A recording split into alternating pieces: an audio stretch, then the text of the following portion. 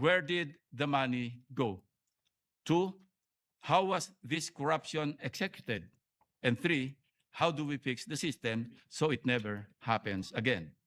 Mr. President, this all seems like deja vu. We have seen this before.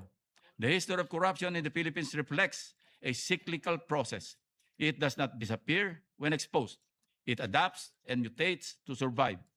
The flood control crisis is the reincarnation of the 2013 Priority Development Assistance Fund, or PDAF scam, but in a bolder scheme. It serves as a scathing indictment of the failure of our institutions to deter corrupt machinations.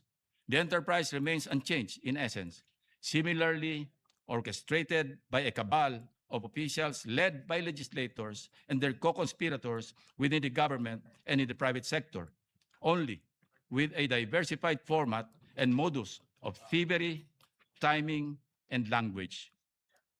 Like floodwaters, these activities seep into institutions and areas of least resistance, flowing into and exploiting new channels where illicit rewards abound and oversight is weakest. Mula sa masilimuot na investigasyon, ilalatag ko ang synthesis ng findings ng komite sa 5 bahagi. Una, napatunayan sa mga pagdinig na ang problema sa baha ay hindi nag-ugat sa kakulangan ng pondo.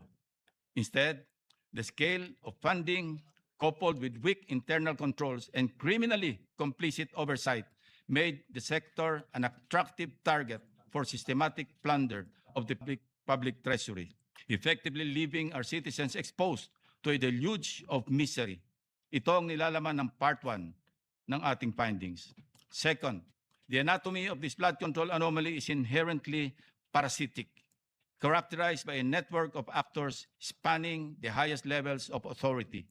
Hence, Part 2 of the findings clearly laid out how the anatomy works, from utilizing an institutionalized workflow deeply entrenched within the bureaucracy, employing mechanisms so brazen and gross that they either compromise, recruit, and/or bypass oversight.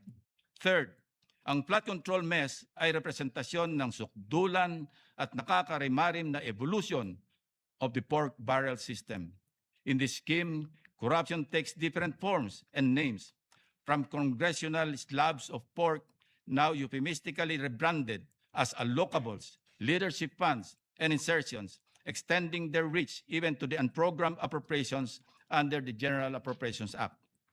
Part 3 details the scheme's stark similarities to that of the pork barrel scam from language to operations. Fourth, the case of Bulacan First District Engineering Office serves as a microcosm of the systemic rot.